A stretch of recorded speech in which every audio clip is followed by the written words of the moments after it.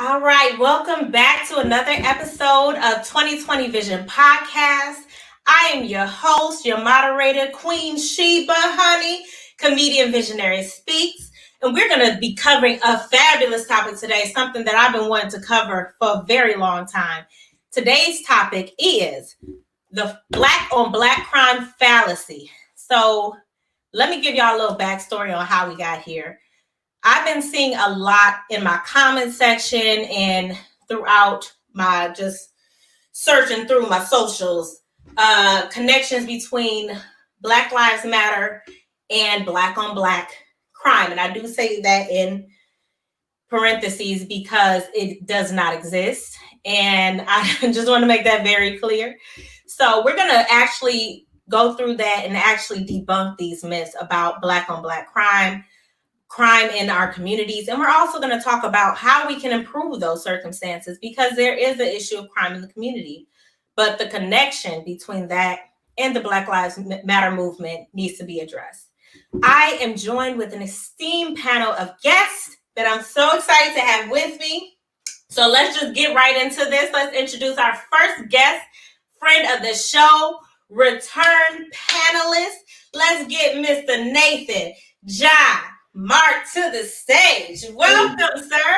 Thanks for having me back. I'm so glad to be back. First of all, fuck Tory Lane. Second of all, my name is Nate John Mark. You can find me at Nate John Mark on all social media platforms. Like I said, I'm an actor and I'm really excited to be on this show again. Here we go. We already started. We already got the Black Lives Matter going against Tory Lane. Black women at all costs, you know what I'm saying? Yes, protect Black women. Thank you, sir. We appreciate your voice. Yeah, next on the panel, we got ourselves new to the show, but I'm hoping to be returning friend of the show. Let's get the good king, Mr. Boss Cheddar, to the stage. Come on now. What's going on? It's the kid, Boss Cheddar. You know, you can find me at Boss Cheddar, rapper / comedian, college graduate, and advocate. Yes, you better put your degrees out here. You pay for them. Come on now. Next, coming to the stage is a beautiful queen, Veronique, here to give her perspective on the topic. Come on down, honey. How you doing? Hello. Hi, I'm Veronique, the comedian. Thank you for having me. Again, fuck Tory Lanez. Just making sure that I put that out there as well. Thank you so much, gentlemen. Thank you. Yes, okay. I appreciate that. All right. And last but definitely not least, great fella, great advocate. Let's bring Brandon to the stage. Come on down. How you doing? I'm doing fantastic. Thanks for having me. My name is Brandon Woods. Here representing the Detroit Police Department, giving perspective of law enforcement in this topic. 27 years as a member of the Detroit Police Department, so I put in a little work and I've seen a lot of things and know a lot more. So I'm happy to be here and let's get to it. Yes, thank you everybody for being here. This is beautiful. I'm glad to get this topic started, and just to have the difference of perspective.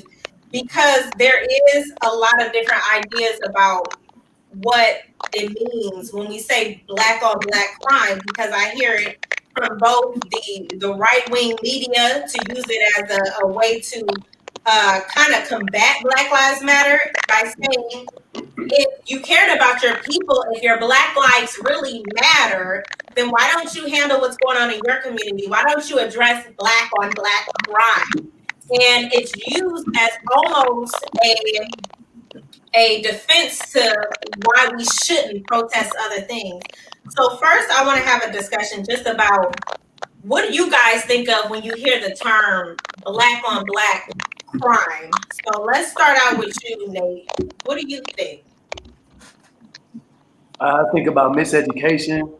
I think about, anytime somebody mentions Black on Black crime, at this stage, it just, I guess it feels like you're trying to just say, white people should be able to kill Black people. Y'all, let's deal with Black people killing Black people before we deal with white people killing white people. We'll kill y'all in the meantime, but before y'all figure that out, y'all got to figure yourselves out. So it's like kind of justifying the murder of Black people. It's just, like that's all you're saying when you're saying it. Like, why else would you say it? Right. I think it's some bullshit. It's some bullshit. Okay. What about you, Cheddar? I think it's more like a deflection. You know, they're deflecting the issue about what's going on with the police injustices and everything that's what's going on with the white cops and the black people that's getting gunned down. But although it is a problem, you know, it is a problem that needs to be addressed. But I just feel like they're trying to mask it, and that's where I stand at it. Okay. And just as a backstory, this actually came up as a topic because Right. me and Cheddar met in the comment section of a video Right. on the Shade Room where they were tearing down the Christopher Columbus statue in Chicago. Right. And Cheddar actually posed the question of why aren't they focused on fixing Chicago and handling the violence and crime in Chicago streets in connection to black on black crime. And I had to get up under there because I just can't stop myself. I don't know Right. what's wrong. I have to say, like, no, brother, no, that's not, no. Don't make that this. This is something totally different. This Right. you know, black on black crime, like I said, was created during the Nixon era. And it was actually created by media to kind of connect crime to black people in a vacuum. Because as you think about it, we're the only ones who, as a race, is connected to crime. Like, they don't have white on white crime. They don't have Asian on Asian crime. But do Asian people kill Asian people? Of course. Absolutely. Especially in Asia, where the proximity and the numbers of Asians is astronomical. Right. Do white people kill white people in the suburbs? Absolutely. Of course they do. So it's like, why are we the only ones who are getting connected to crime? And not only that, we've adopted the term. I hear black on black crime from more black people than I hear white people. They kind of scared to say black on black crime. Right. But black people will throw it out at you like, well, what about when what do you tell the mother of the son who got shot by little Andre in the street? And why don't y'all do something about that? Maybe if we stop killing ourselves, they'll stop killing us too. And it becomes a conversation that is like, wait, this is not what this is about. So I thank you for bringing it up in the conversation because you kind of birthed this conversation about black on black crime and why the narrative of it being black on black crime is an issue. And also, what can we do? Because you asked me, well, what do we do to stop it? So we'll get to that. But I want to get down to Brandon and what he thinks about black on black crime. So I think that let me first say that the opinions that I have are my opinions. I'm not here representing anybody, not representing the police department, not representing any organization or any community. This is me and my thoughts. There is a such thing as black on black crime. Just like there is a such thing as white on white crime, like you just stated. There is a such thing as Asian on Asian crime. Those are social issues. Those are things that happen within the community. Crime happens where people live. If you live in these communities where they're predominantly black, you're going to have crime that is black on black. It is what it is. To say, well, what are you going to do? You're protesting police violence against black people. What are you going to do about black on black crime? Well, that's like you protesting police violence in the black community. What are you going to do about black kids playing baseball instead of basketball? Two totally different subjects have absolutely nothing to do with each other. The issue that we're dealing with in this government, in this country, in this world, are systemic issues that have been passed down generationally. We can take it all the way back to the beginning of policing, and I don't know if we want to get into all that stuff going back, to slave patrols. So right now, you're talking about industry that is supported by government, that is paid for by us. That whole thing called the Bill of Rights, called the Constitution, that's not about us against us. That is the government. The Bill of Rights is to protect us from government intrusion. Police officers are agents of the government. So when you talk about black on black crime, Jack killing John has nothing to do with government. That's two people with social issues that's plaguing our community. We can't we can't turn away from that. Right. But the reality of it is, one has absolutely nothing to do with those who are protected or paid and in positions to enforce and protect the laws or protect us against, some violation of these laws. And they're the ones who are preventing these acts of violence against us. So that's There my you go. position. That's real. All right. Veronique. Well, you guys had such lovely explanations. I know. Well, for me, I know it just seems like a hollow reasoning every time that I hear black on black crime. Whether or not we do it to ourselves, I'm not saying it does not matter, but at the end of the day, there are consequences that happen with those actions that happen ad nauseum on people that look like us.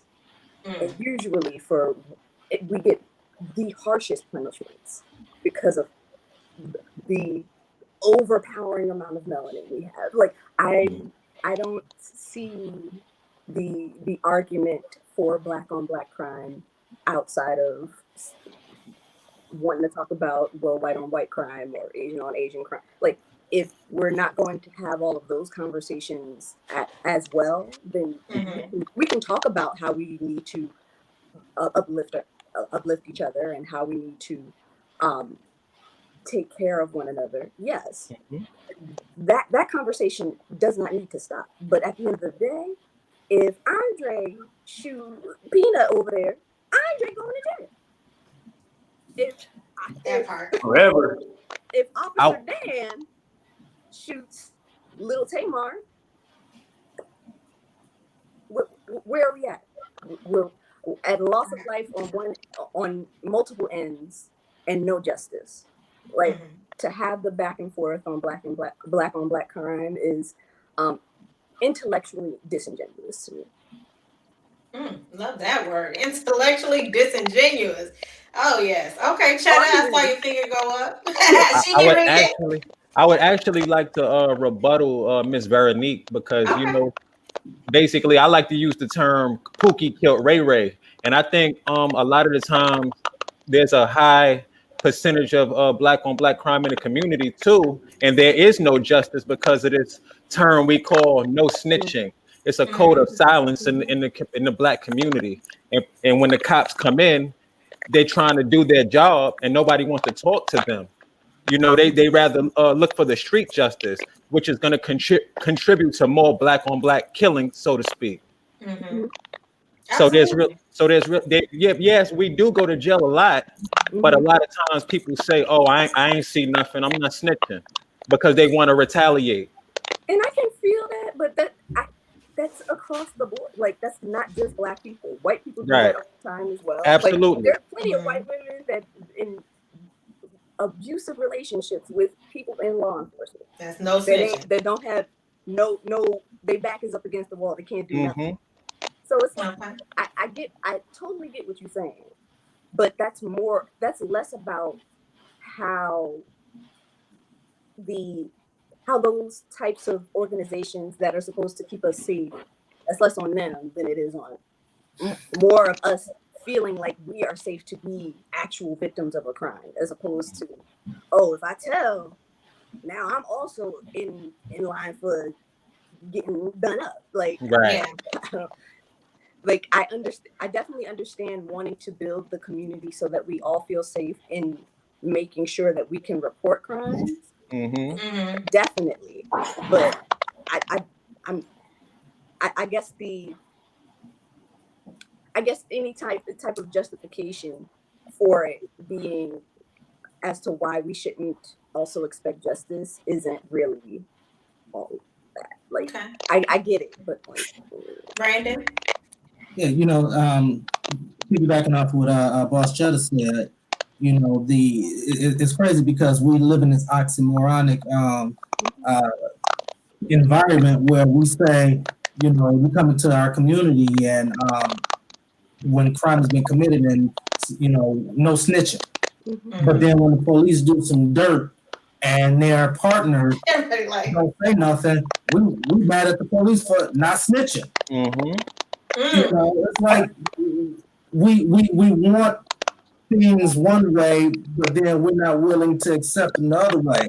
So, I mean, my thing is, if you want somebody to, and like boss stated, you know, you commit a crime in the neighborhood, somebody gets hurt, and rather than go about it the proper way or have that person go through the system, if the system was a just system, have that person go through the system and let it be dealt with there, because now you're talking about a cyclical problem where, you know, I remember, you know, it was talking about the mama on the front row. Now everybody mama on the front row crying because of what somebody did, you know, to Pookie, Ray Ray, and Peanut. Right. Okay. Nate? I mean, I totally understand, you know, how that can feel like a double standard. Why whoever Pookie killing Ray Ray, nobody gonna snitch on Pookie. But Right. if a cop kills Ray Ray and the partner doesn't want to snitch, I can understand that. But the fact is that police are held to a higher standard than civilians. Your job is literally to protect and serve by enforcing the law. So therefore, when you are enforcing the law, you have to be cognizant of an upstanding citizen.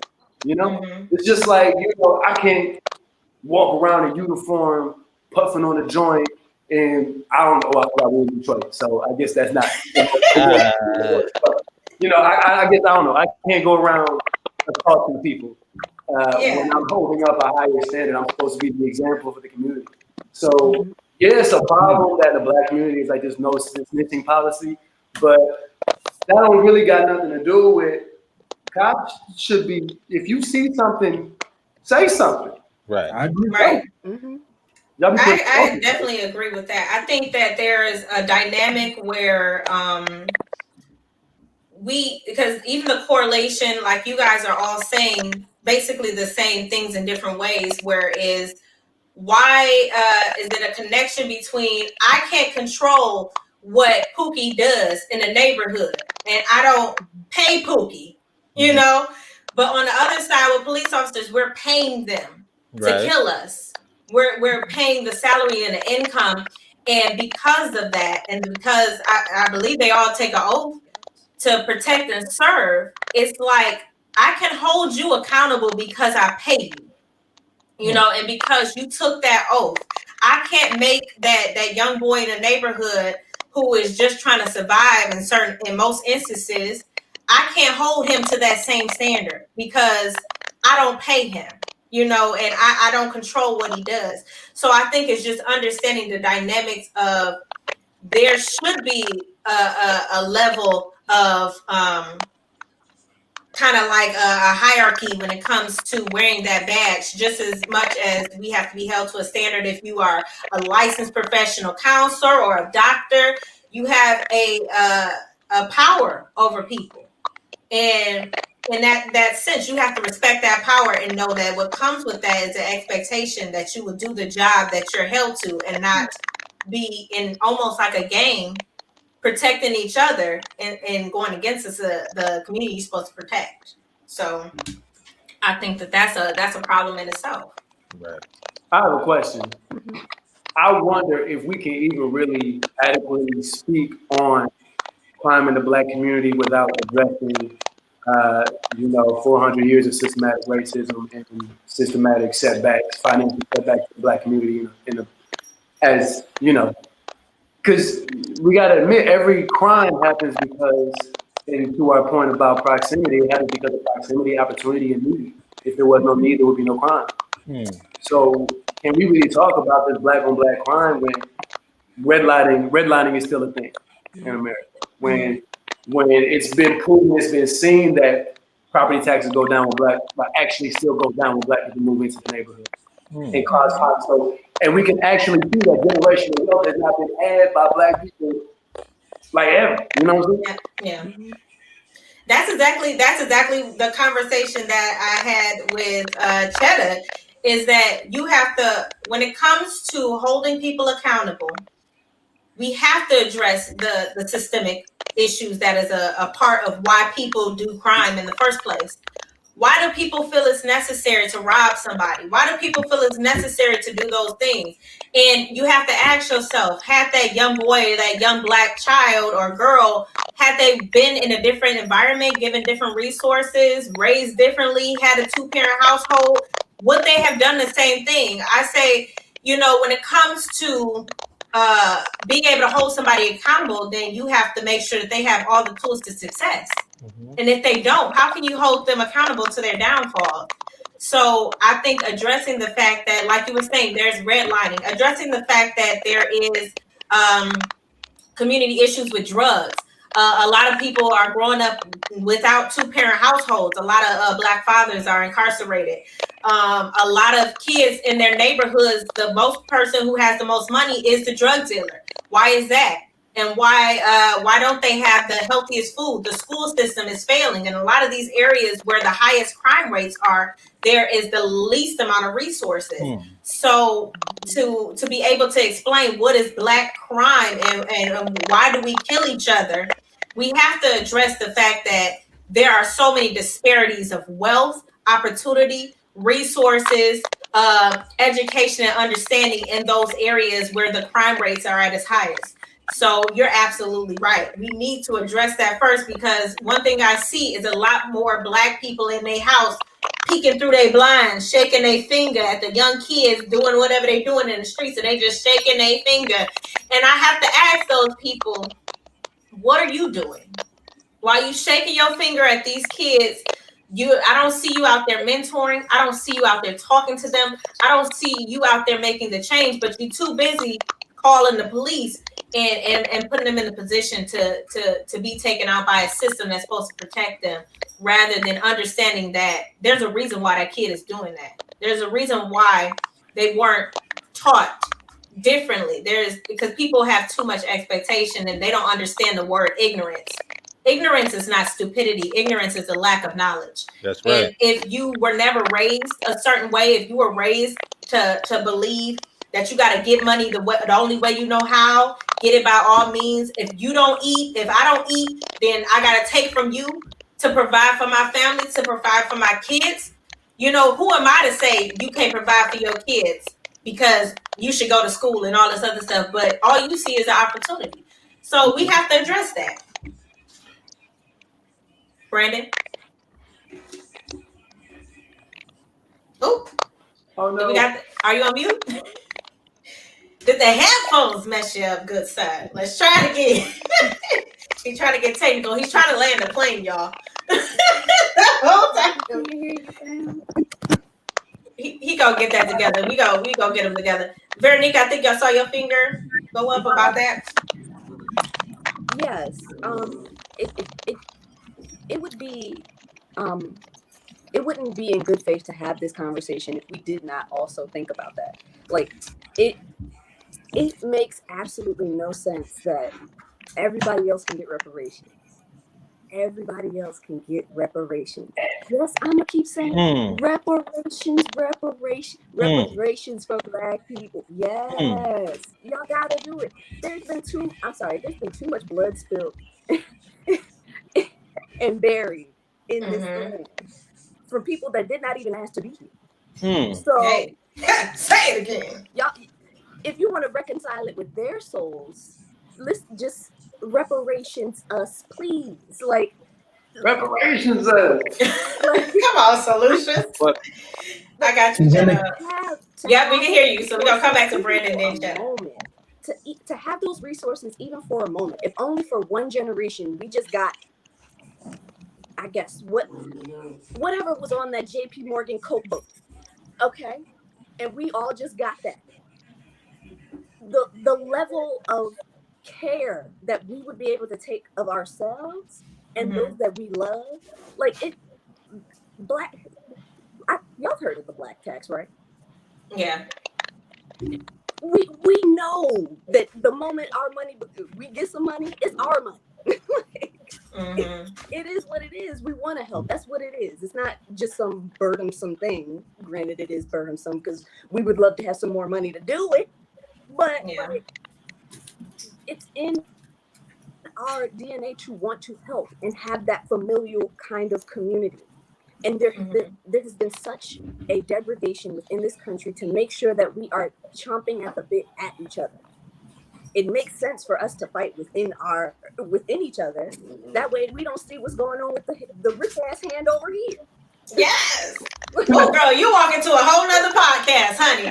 That's another topic, but we're going to get there. We're going to get there. But I want to come back to Brandon because I think he can hear us and we can hear him now. But we're going to come back. Yeah, I think we I'm sorry.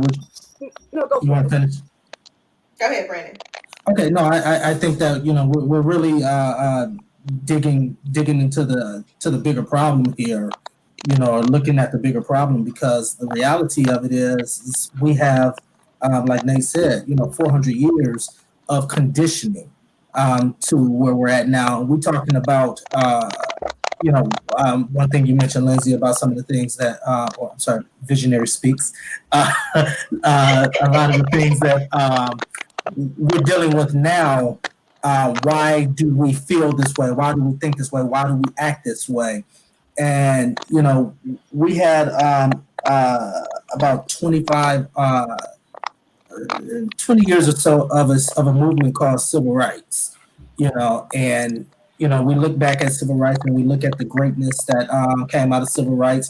At least the perception of greatness out of civil rights. But what we did was assimilate it to a system that was not made for us, and we tried to attach to something that was not that could never be ours. So as long as we are trying to live up to what they have set up for us to be, or what that system has created, and every time we hit a mark, they move the goalpost. So we can never get to the point of where we need to be. Oh, go ahead, he's ready. Everybody like, yeah. You about to get recruited, man. Look, I started a political party. Well, we're trying to get him on the existentialist. I started a political party called the Exeditionists. It's black people who just move back to Africa, all right? Because it's just what you just said. It's what you just said. Dude, we're playing in a rigged game that was built for us to lose it. Like, anything that we do, any efforts that we make have to go by the rules that were designed for us to lose. So why are we playing this game still? And if I know my ancestors, and I think I know my ancestors, if they buried in this story, they cursed the shit out of it before they did. All right? So it's only a matter of time for this whole shit go kapoof. No, the structure can't last. Okay, the structure cannot last. Cheddar, go ahead. Two things. Miss Veronique said something about reparations. Okay, if we start getting reparations, would it fix the problem? I mean, a bunch of us got stimulus checks and nothing happened. And second, I think a lot of the violence that's going on right now, a lot of it has to do with the music. For example, look at the drill music scene. Chicago is pretty much famous for the drill music, where they glorify killing somebody. Oh, I'm smoking on my ops. I'm smoking on a Tuka pack. New York is getting big on the drill music scene, where you got these two sets of gangs called the Woos versus the Chos. They killing each other left and right, and they glorifying it. Yeah. Let me hold on. Let me bring it back to the music. So the one thing about music is representative of the society. It's not creating a society, it's representative of the society. Okay. So a lot of things that happen in hip hop was just a reflection of what was happening in the neighborhood when it first originated. So it's really just the voice of the people being spoken. Right. They're not creating crime. They're talking about the crime that's being created in their communities. So it's a part of it because a lot of young people are influential, and they can listen to some stuff. But it's been studies that showed, the same studies they use for violent games, they use for violent music. And it shows that that's not causing crime. There are people who are following that movement, but that's not the basis. And it's not a large chunk of why crime is created in a vacuum. But it plays a part because it can agitate people to one. I mean, if you play Knuck if you buck in the club, I mean, somebody gonna get punched. But Right. you know, A it fight doesn't every mean single time. every single college party there's a fight on BIBI or whatever. Somebody gonna get their Air Every Force single One time. stepped on, and somebody has to die. But beyond all of that, it's not just the music. It's just the actual condensing of the people. Like, we put each other in a small box. That redlining is a bitch, and you got to hear that. Why is there ghettos in the city? Why is there hoods in the city? And it's not spread out. So they put the least resourced people in the same area and say, go survive. You know, and it's just unfair. And As there's a whole far bunch of police in that area. and they throw police in the area, and and they surround to step out of them. your house without breaking the law. And then they say, well, why is there so many black people going to jail there? The prisons are full of black people. It's because you're policing all the black people. You don't see these police in the suburbs like that. They'll come when you call, unlike in Detroit. Right. You know, but they don't police us so heavy. Wait a minute, I'll come back to that. I called for a slight thing in Detroit, and I live in a good part of Detroit, and they never came. I'll tell you that. Damn. I'll come back to you, Brandon, about it, and maybe I should have called you directly. Hell, I don't know, but they didn't come for me, and they was making a whole ass music video out here in front of my house, and I'm like, ow, Jesus. Either way, I think that there has to be something put in place to acknowledge that issue, because with reparations, that's a whole nother podcast, like I said, for a whole nother day, and it won't fix things, because one thing which we'll talk about a little bit later is you have to teach people how to do better. You can't just give a man a fish. You got to teach him how to fish so that he can make money off the money, so that he knows. Because what's going to happen is going to end up like a Dave Chappelle episode, and all these niggas is going to buy cognac, and they're going to be in the streets, and like all the Bentleys and everything going to be high priced. Y'all saw the episode. You know, rich bitch. That happens because we don't know how to have money. You give these people money, they don't know how to have money. Most of the stimulus checks, if you look at the news, in black communities, like the liquor went up. It was ridiculous things that they were spending this money on. They did not invest it. They did not do the things that they were supposed to do with this money. So somebody bought $2,000 worth of fireworks. I could tell. Oh, I know somebody bought $2,000 worth of scratch offs. I know somebody bought $2,000 fireworks. Fireworks. It's like, what is happening? They done bought all the crab legs. Right. Anyway. Brandon, go ahead. So, you know, and I know we're not going to delve into the reparations things, but it kind of it feeds into what we're talking about. You know, we got to understand we hear the term reparations for Black people, and we think that is leveling the ground, or at least giving Black people an opportunity to achieve a level playing field. But in reality, we got to go back to the origins of reparations, going back to the 1800s during the Reconstruction era, when that whole thing of 40 acres and a mule, and that was land and works given to slaves in South Carolina that was taken from the Confederacy to allow them to bring themselves up. All that stuff was lost, and I can't remember what year it was, 1870 something, in a great compromise. That's a whole nother story. But when they allowed Jim Crow rights, when they went back to states' rights and they removed the Reconstruction era, and they wanted to they allowed that Jim Crow era to come back in, those white people in South Carolina took their land back and instilled the Jim Crow laws, which then changed the whole landscape. But if you go back to 1865, when Black people were coming off of slavery, we didn't know what we didn't know. We didn't know that, you know, we didn't have the hatred for each other. We didn't have the disdain for society and all that stuff. We just knew one day we were slaves, next day we weren't slaves. So you had a mindset that was coming from a level set that could have been built up. Right now we have 200 years, almost 200 years of actually being, you know, I can't think of another term to say it, but second-class citizens in our own community. So we can't just get something and then build something. We have to first learn how to love ourselves and how to create and build. You know, and I don't think that we're if you give us something, it's not going to look good for us. And to what Cheddar stated about the hip hop and the music, keep in mind, if I eat a Big Mac and drink a Faygo every day or drink a Pepsi every day for 10 years, I'm going to get fat. I'm going to have heart disease. I'm going to die because I'm putting garbage into my system.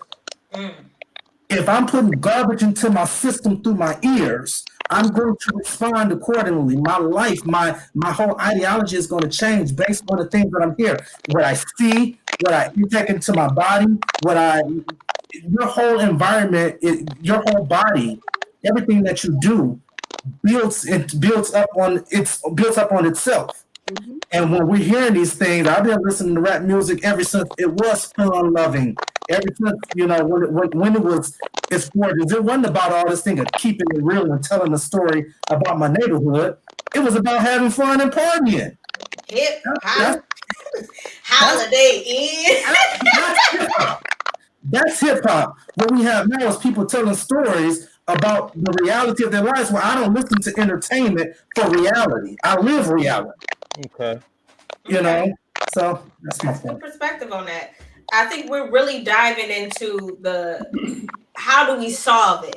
You know, and if we're not going to call it, black on black crime, because in to just go back a little bit, black on black crime, when I say that it doesn't exist, I mean the verbiage, because our words do matter, and how we associate with each other and how we associate to anything, whether it be crime, whether it be vernacular, whether it be education, whatever. If you put a race to it, it becomes that. So that's when I say black on black crime doesn't exist. I do mean that, but not to say that black people killing black people does not exist. That's a lie. It happens all the time. Mm-hmm. But we have to take away these brands, because they are brands that the white media, that the actual system has put on us and said that this is who you are. So that's why I say let's stop calling it black on black crime, because crime is crime is crime is crime. It's white crime, green crime, pink crime, blue crime. It's crime. And what we want to address is, because we want to save our young kings and queens, we want to address how do we address crime with black people and in our inner city. So addressing that, how do we kind of focus in on what we can do? Because protesting is not going to work for crime in the inner city. I'm sorry. That's just people getting out in the streets. Who you going to protest? Individual people? You can't. Mm-hmm. So we need to figure out a system of how we bring those resources back and not have to wait on the government to do that. So what are you guys' ideas on how to address some of the crime in the inner city with black, not even just black youth, just black people, period? Nobody? I mean, I got it, but I'm gonna finish this thing because I got the master plan, baby. Okay, I'm about to solve everything. Okay. But we're gonna start with. Let's get down there with Brandon. How do we fix this, Brandon? With Tide, how do we fix it? I don't necessarily agree with not embracing the terminology black on black crime, because that's the reality. It's black people committing crime against black people. But I don't think we need to conflate black on black crime with crimes committed by police officers against black people. I think we need to put them two into their own separate categories. How do you address it? Education, not education through books, not education through school, but education through teaching communities how to survive, teaching communities that if you live, first of all, it's something that can't be, we can't fix any level of crime at its place. You have to go back. You have to start back. Either you got to start with the youth, and then you got to go to the old, and you got to bring it to the middle. Because a 30-year-old is not going to listen to me talk to him about what I know about crime, and I can't touch him because he knows everything. Or 18-year-old knows everything, so I can't touch them. But what I can do is talk to a 50 or 60-year-older who's tired of what they see, and a 6-year-older who don't know what they see. And we can get this kind of a level set but it's about educating people about some of the things we talked about. You know, we can't win in a system that's not designed for us to even play in. So let's create a mindset of a system that we can survive in. It's about self-sufficiency. It's about self-reliance. It's about self-love. That's how you fix it. Now, that's all those are theoretical ideas and things of that nature, you know. But it has to start somewhere because when we're talking about policing, you know, this might get me in trouble once this go public, but I am not a fan of non-community people patrolling a community that they don't come from. Yes. Did I Yes. say that politically correct? Yes, it was very Okay. politically correct. Okay, right. Because to me, it goes back to, let's take it back to the beginning. When you look at them patrolling us, you have an overseer who becomes the officer, and we're still second class, and we get treated as such. So I'm not a big fan of that. Not to say that some of them can't, but I don't think they need to be in the majority of those that's doing it. You know, so things of that nature. But I work in the police department, been here for 27 years. I've been a part of recruiting. I've been a part of hiring people. I've been a part of interviewing people. I can get 10 of them to line up and get the job and come and do this job. I go out outside right now and get 10 of them. I can't get 2 of us. Yeah. Ooh, that's another problem. That's another problem. That's a whole nother problem. And you know, it's kind of like the cause creates the problem, creates the cause, because there's a reason why we don't get into fields of criminal justice, because we felt so much injustice from those fields that we have an angst towards it. When we hear police, we don't think good things. And nobody wants to be associated with basically your victimizer. You know, and it becomes like, even, and I've seen it protesting. I've seen black cops and people protesting, yelling at the black cops, and they're saying like, "You're an Uncle Tom, you ain't shit, and you ain't for your people." And I get so frustrated because it's like, what do we want? Do we want to not have representation in the police department? But if we have representation in the police department, we're too busy calling them Uncle Toms. We're too busy yelling at them and thinking that they're not for us because they're a police officer, but we want black cops. So it's Absolutely. like, what are we You know what? trying to say? You know where the middle ground of that is, though? I saw a video that kind of moved me. It was a protest, and there was a black officer on the other side, and eventually he turned around and stood with the people. And I think that kind of goes with your point, Brandon. I'm an avid believer, too. I don't think a police officer should work in a community that they don't live in or that they don't know themselves. And I think that's a huge thing of just like, you know, if we want to build these relationships with civilians and police officers, black civilians and police officers, we need to know, we need to go, our kids go to school together. If we worship the same God, we going to the same church. We get coffee at the same mom and pop black owned restaurant around the corner. Like, that, it need to be community if it's going to be community. Yeah. Cheddar? I always had a problem with that, especially me coming up because I used to hustle, and I always had a problem with a white officer from Long Island telling me I can't stand in front of the building I'm paying rent in. Like, who are you to tell me where I could stand? You know. And I think what can kind of help police community relations, you know, some of these city council members can start forming these programs to where we compete in sports events against the police. For example, why not a 3-on-3 against the best police officers? Why not an amateur boxing match against the sergeant? You know, I think it'll help increase the police community relations through sports too. No, because once we whip somebody's butt, they're gonna be like police brutality. Oh man! Hold on. I immediately thought the citizen would win. That's true. true.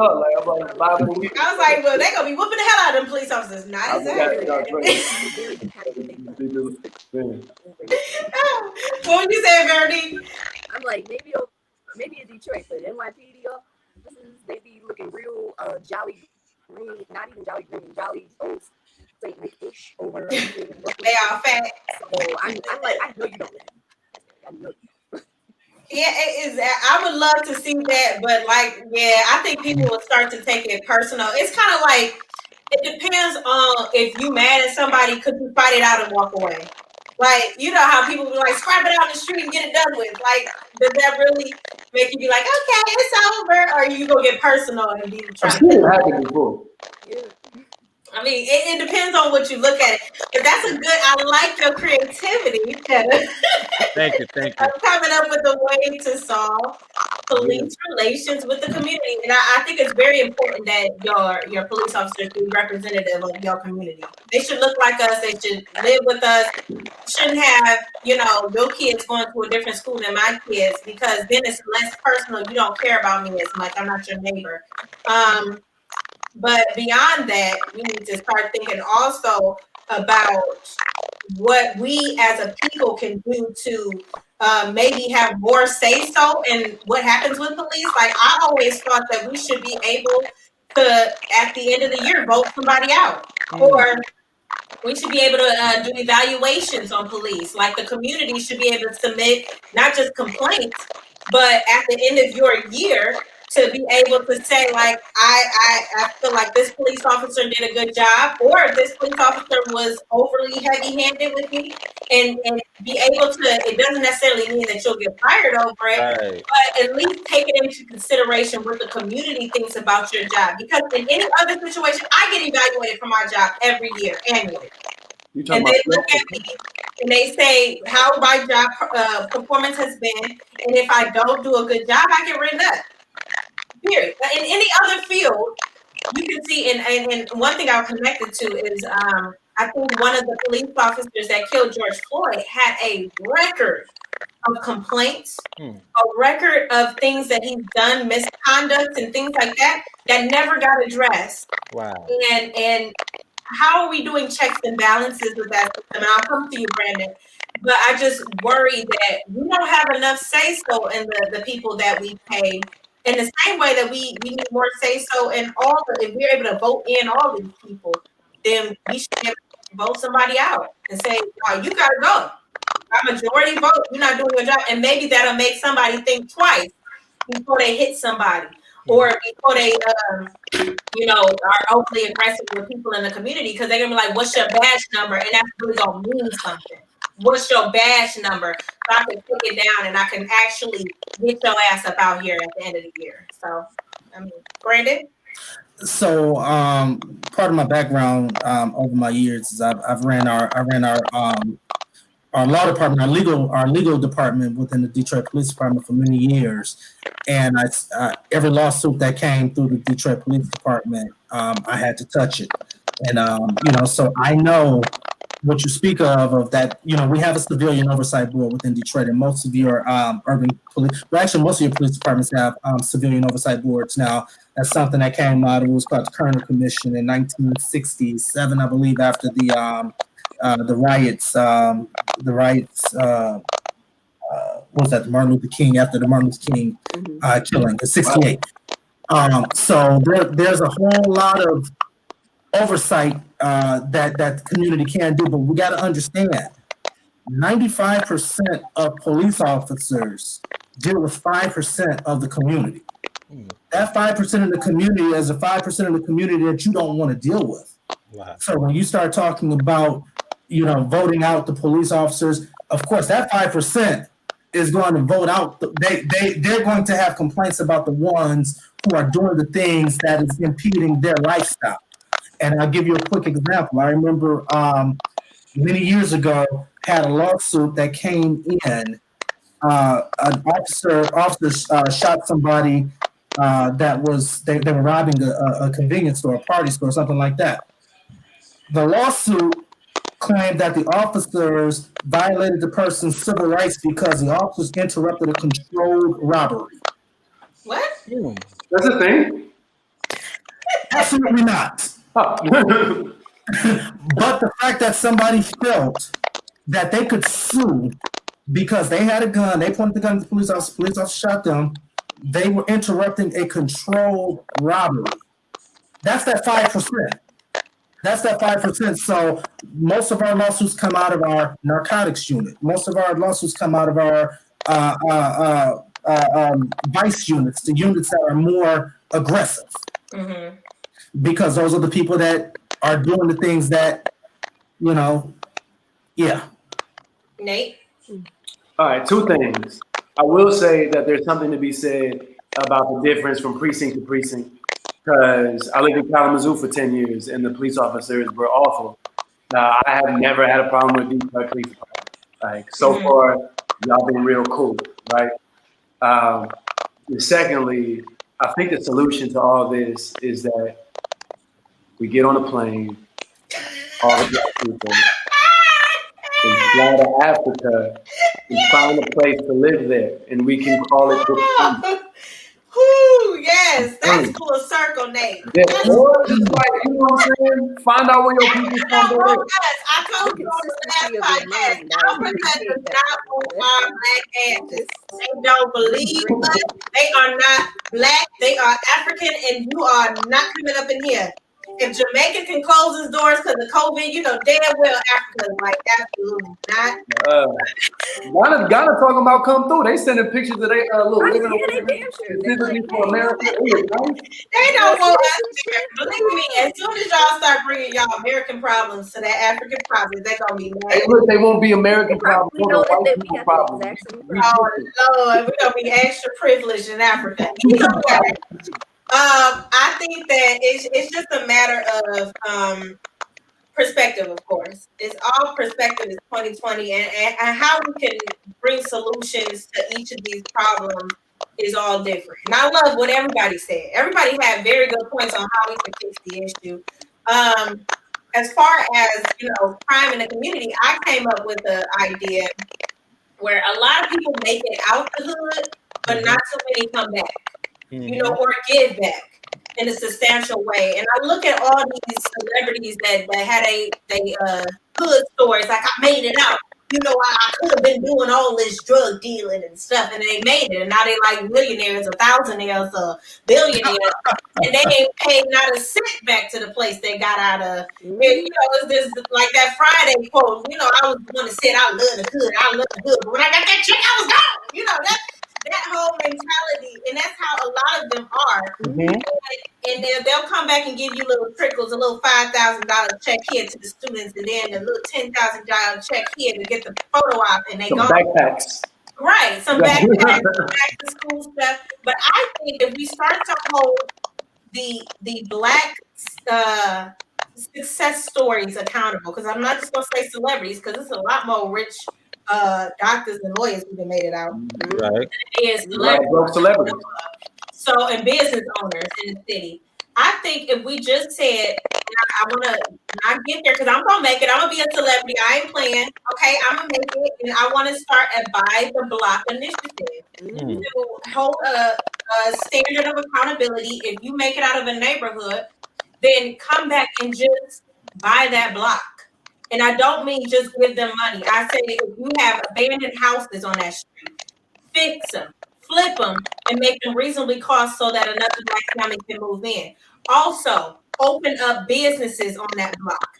So one, you will make back the money that you invested. If you opened up a grocery store, that's giving them jobs, that's giving opportunity, and that's also giving fresh food and wellness to that community. Not only that, open up a rec center in that area so that your face and your visibility can have workshops, monthly workshops where you come in and you teach them about wealth.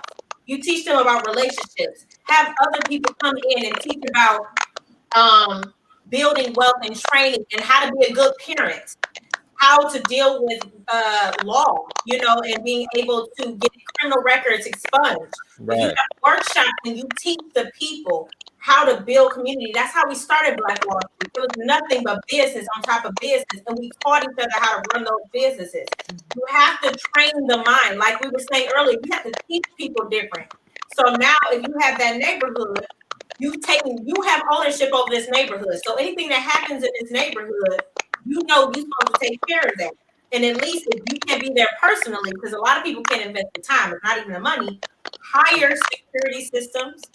hire things that guard your investment, you'll get that money back tenfold.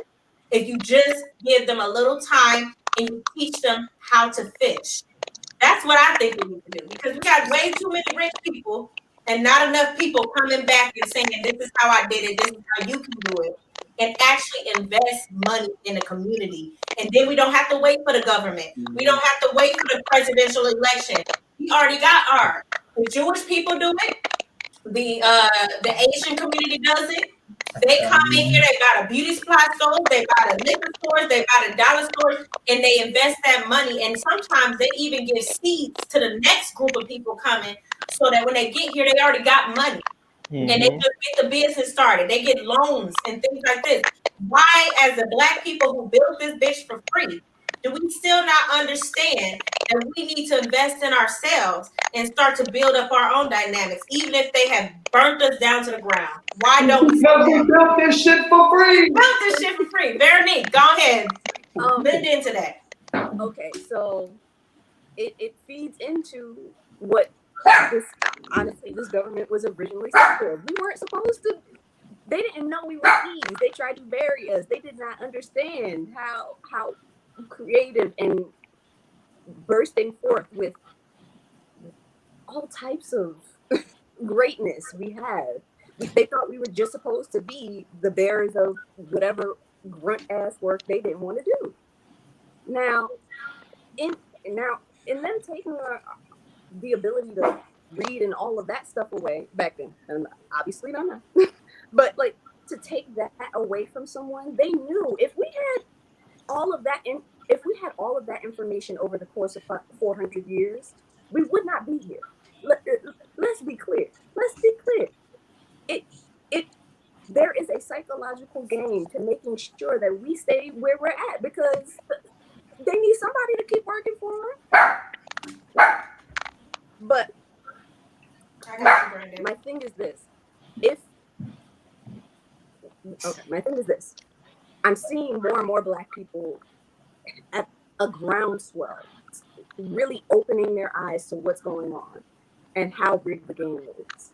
There are so many people out here that want to give these free literacy, courses and all of that, but they still have to live in this world. And if you're in New York, it's high. It's taxed to the max. Okay. Now, absolutely.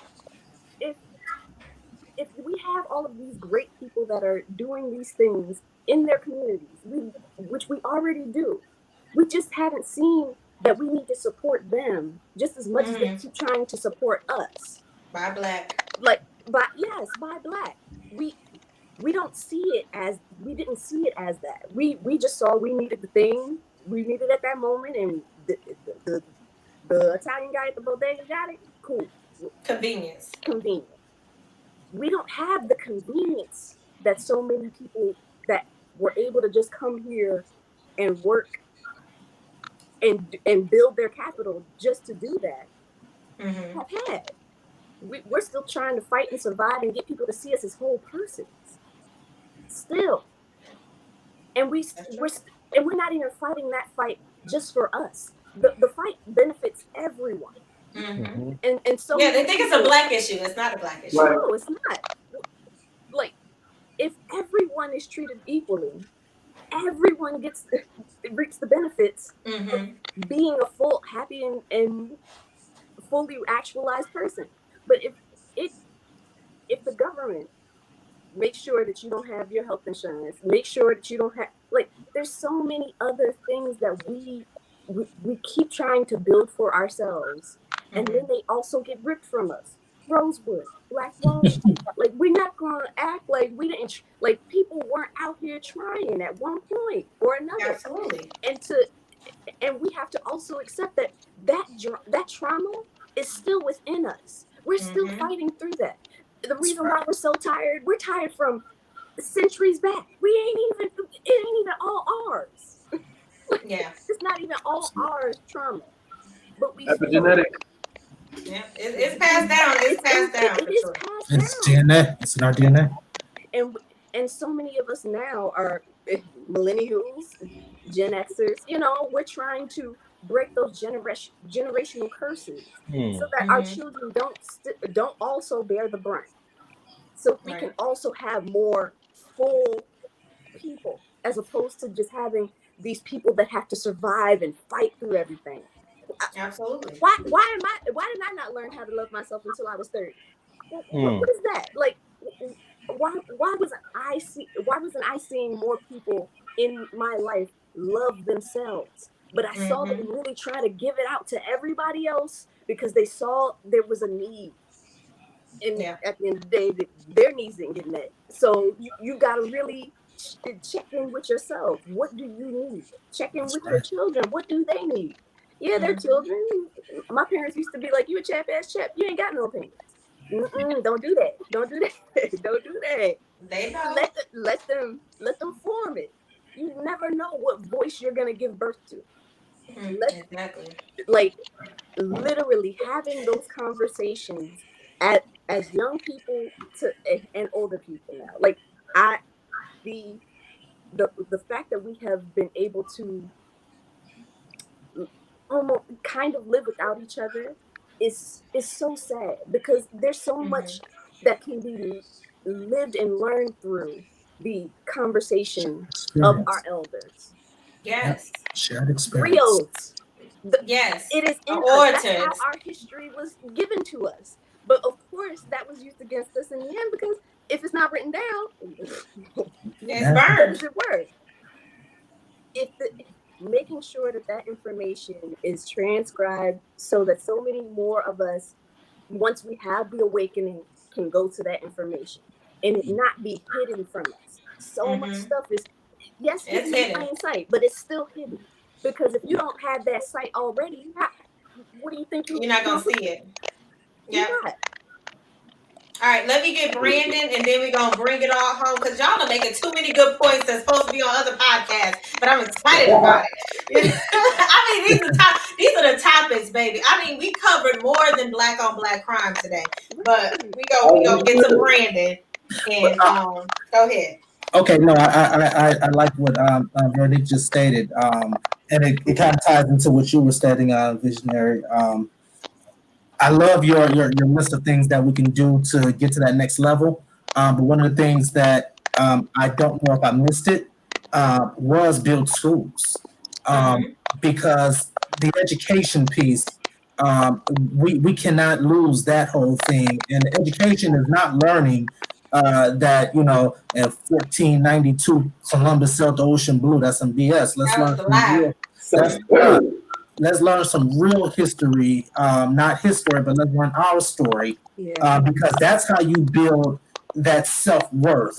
I thank God for, the education that my parents exposed me to, because by the time, 1978, 1979, when hip hop came into fruition, and I'm listening to the hip hop, and now I'm listening to it for the fun and loving of it. And then by the late 80s, when it started getting gangster, none of that stuff affected me because I was already secure in my own self-knowledge. So I lived through the crack era, and none of that stuff moved me because I didn't need. I had a Ford Escort without a radio. I didn't need a Lexus or a Legend or a Ford Mustang, because I knew that I had what I needed. And that's the educational piece that I think that we need to make sure, because you can't build a community without teaching a community how to sustain itself. I just commented on a friend's post today. He said that black people, the cavalry is not coming for us. We need to start opening. We need to get together and build, create businesses. Well, that sounds good and fine and dandy, but you can't create a business until you learn how to run a business or sustain a business. That's the educational piece.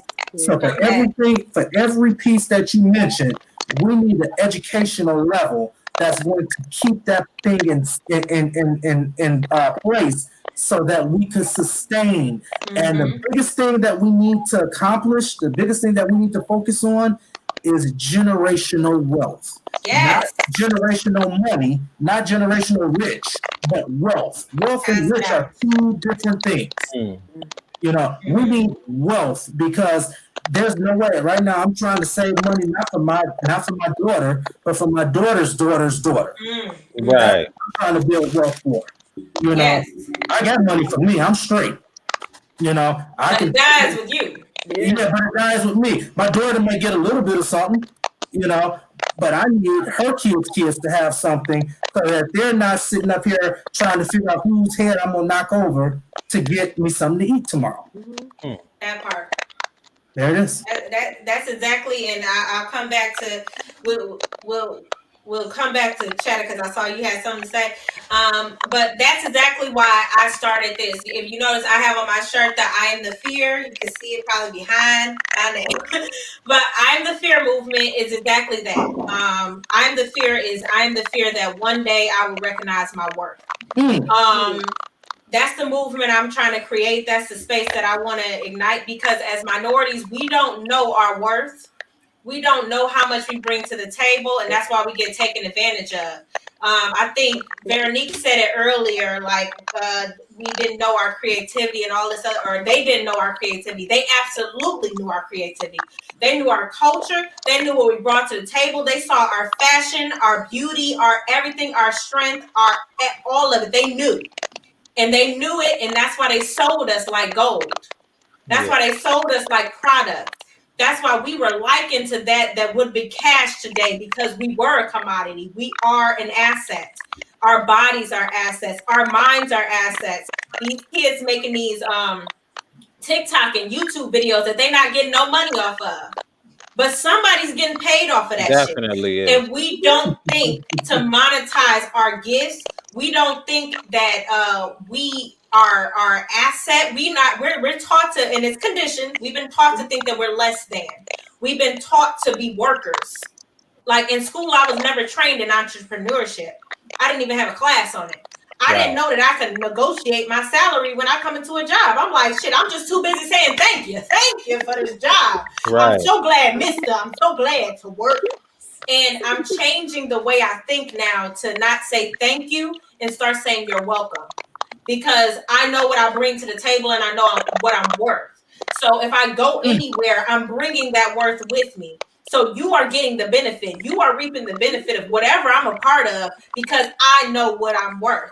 It's too many of us that don't know our worth. And once we recognize it, that's the fear that the 2% has. If all the minorities knew what they were bringing to the table, we wouldn't settle for less. Amen. And we would start to demand our worth. We would start to band together. And I said it over and over again. I'm more connected to the man in the trailer park, the white man in the trailer park, than I am to Beyonce. And it's not because he's closer in proximity to me. It's because of financial differences. It's because of our class. It's not a war against race. It was never a war against race. It's a war against class and financial stability. People at the top are separated by finances, not by race. And what they did with race was they made it so we would fight each other. Because if you're not thinking about money, you're too busy thinking, who am I better than? They empowered the poor whites. And they told them no matter what you do, even if you don't have a dollar to your name, you're still better than that middle class black person. So you don't have to fight yourself and you don't have to fight us. We have money, but you're white. So you're better. And that's how they got us. They bamboozled us by thinking it was about race. It was never about race. They just needed race. There's no such race is a social construct. They just needed us to think that we were less than. They literally had to put it in the advertisements with the coonery and the Jezebel. They literally had to advertise it so that the white people, like the Russians, didn't think like that what they were doing was wrong. Because if you think of that person like a person, you know that what you're doing to them is wrong. They had to condition them to be okay with the bullshit and to be able to treat us differently because our brains are smaller, right? Because we're Jezebels and we're this and we're that. We need to know our worth. They've always known our worth. They've always made money off of our worth. They've always monetized our bodies. They're still doing it now because they think that we don't know. And we need to wake up. And this is the type of shit that Martin Luther King used to talk about when he talked about worth. Malcolm X used to talk about it. Elijah Muhammad, like all these people were talking about your worth. Know your black body is worth something. And it's never been something that was widespread. We're always too busy fighting each other to know who the enemy is. Wow. And the enemy ain't us. And it's not the light skin versus dark skin. It's not white people versus black people. It's the minorities and the people who make the least amount of money against the people who make the most and run the world. Yeah. That's what we need to be fighting against. Yeah. So that's real. I wish everybody I don't think that there. And I just want to clear it up. I meant for the lay racist person. Redneck Tom. I know what you're saying. I get it. But yeah. But we gonna finish it out. I want y'all to say your final talks on the stuff. This has been a dynamic conversation. When I tell you every single time I press play on this, record and do these podcasts, it's a dynamic discussion, and it's like God just brought me, y'all. Just like, okay, come here are the people to talk about this. So I just want to thank you all for just giving your time, your efforts, your everything to talking about a topic that really is impactful to our community. This is about us. Right. All we doing is trying to improve things for us and make it better for us. Damn the police. Not you, Brandon. You a good one. But damn all that. We just want to see the greatness and the betterment of Black people. Period.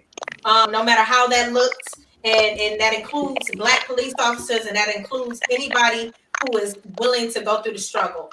So I'll start out with you, Nate. Give your final stays on the topic. Also, please promote whatever businesses, because buy Black people, buy Black. Promote your businesses, promote your socials, whatever you got going on. Please shout yourself out so that we can hear what you got going on. Go ahead, Nate. Hi, everybody. Nate John Mark on all social media platforms, Instagram, Twitter, Facebook, what have you. I teach kickboxing classes on Saturdays for the community. I really want to do this for my people because I teach a lot of white people kickboxing during the day. So I really want to do this. So on Saturdays, donation-based, Palmer Park, 10:30 a.m. tennis course, cardio kickboxing course. I will bust your ass. It's a hard workout, but you don't have a lot of time. Hit me up. I'm also an actor, so support Black theater. You got a lot in Detroit. So anytime a show come up, even if you think like Shakespeare, I'm not gonna like it. It's gonna be freaking dope. Because you gonna see somebody that look like you on stage. Yes. It might be me. Thank you so much for having me. Don't forget about the sense. Don't forget about the infusion. Oh yeah. I'm sorry. The only reason why I didn't say it is because I'm still working with a honey supply. Okay. But I'm doing so. God Mode Botanicals, the business I'm just started production with infused. I'm doing infusion, so I'm doing infused honey right now. So I have a batch of lavender rose infused honey. I did a sun infusion, so I sat it in the sun for 6 weeks. So it tastes just like lavenders and rose. You can say just put it in hot water and there goes your tea. I'm gonna have orange, I'm gonna have jalapeno, I'm gonna have all kinds of things. And eventually, Brandon, could you cover your ears for me, please? Eventually. He lived through the crack era. He okay.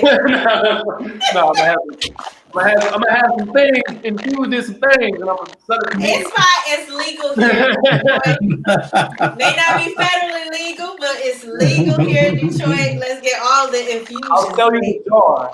I don't know what's inside the jar. Okay. I'm about to have a daughter too, so follow me on Instagram. And yes. Like, as soon as she can walk, I'm about to be doing like super TikToks and stuff. As soon as she can say TikTok. All right, so do you. Oh my gosh! Congratulations, new daddy on the way. That's amazing. We need more Black daddies. I can't wait to see the baby. All right, Cheddar, go ahead, tell the people what you got going on. Okay. Well, I just want to say one final piece, and then I'm gonna do my outro. Okay. I just feel like a lot of people, especially in the inner city, the key word excuses. Everybody has excuses. My thing is this: if you want it, go and get it. Listen, I'm gonna use me as an example. I am a 2-time felon. When I came home from prison, I said, you know what? It's time to make a change because I don't never want to go back to the penitentiary. So I work effortlessly to find a job. I enlisted in school. I graduated. I learned entrepreneurship, and I started 2 businesses. You know, so if I could do that with 2 felony convictions, anybody can turn their life around and get to it. It's never too late as long as you got breath in your lungs. And as far as my Instagram, it's at Boss Cheddar. I also have a up and coming record label because a lot of people like to do music, and I write music. That's Boss Don Entertainment, which is an LLC. And I also started a women's boutique, which I sell a lot of women's clothing, maxi dresses, bodycon, at Malia's Angel Boutique. And those are the things that I got going on right now. And Amazing. I'm going back to school, and I'm gonna go back to school too. All right. You know what? Doggone it. This is Black excellence in the flesh. Great job. Thank you. Veronique, come on. Give me some, queen. Hey. So you can find me at Veronique the Comedian on all social media. Well, maybe not Facebook just yet. But she's on the way. But if you need me for any speaking engagements or anything of that, also Veronique the Comedian at gmail.com. I'm here trying to make fun of all of the insane shit out here. I'm just trying to make fun of it. That's it. And hopefully bring You gotta laugh. Oh, I'm sorry. I'm sorry, Veronique. I also do skits, so maybe we can collab on a skit. Definitely. Come on, all of us. We all in this skit. Me, you, Nate.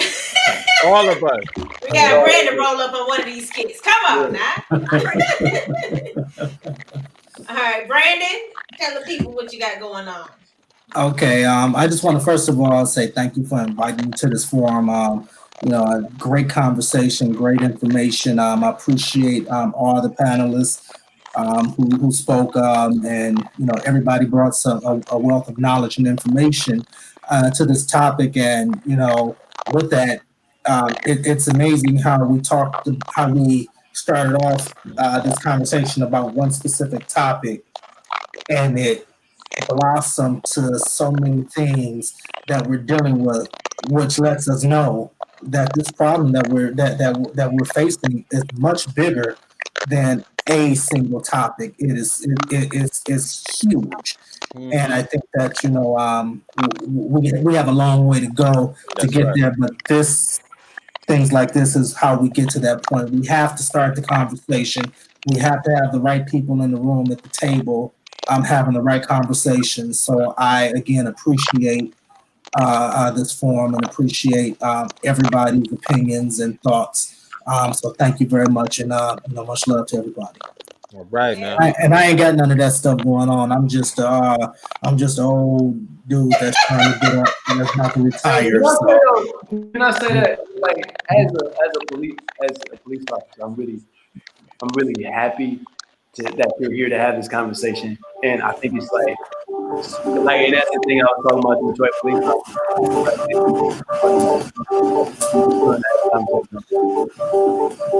Right. Oh, I'm sorry. That's you. I thought that was we're trying to appreciate his ass and he's just going off. Veronique thought it was her. She's like, "Is that me? Let me mute my damn self." Like that. My bad. That's more of a phone acting a fool. My bad. Can't even appreciate you. That's my police phone. Yeah. Hey, like, what the hell are you doing? Right. You know they're watching. They're going against us. Right. But yeah, I definitely want to appreciate you, Brandon, for being on this platform. And I know how down to earth you are, and I knew that you'd be willing to do it. But I know it takes a lot to speak on a topic, especially about anything with the police, because there is a code amongst police officers, and we gotta, just as bad as we need to take away that code for not snitching, we need to take away that code of protecting your own police in circumstances where it's not just. So I think that it's a beautiful thing, and this is what starts the conversation, and this is also a great example of how the citizens and the police work together to figure it out. Even though you're not representing the police department at this point, we all representing our respective organizations and cells here. So you did it beautifully and wonderfully, and I don't think you got in trouble. I hope not. I don't think anything you said was incriminating of your character. IDGAF. Exactly. Hey, if I ever get pulled over in Detroit, I hope it's like My name is Brandon. If you don't, my name is Jerome. That ain't gonna lie. But I appreciate you, and I got to shout out the Detroit Police Department because they are one of the most diverse police departments in the country, honestly. So we got to shout that out, and it's a good even though it could be more, it is a good representation of the fact that Detroit is predominantly Black. So I can appreciate that. I have to say that. Like I said, I'm Comedian Visionary Speak. I am the founder of the I Am the Better movement.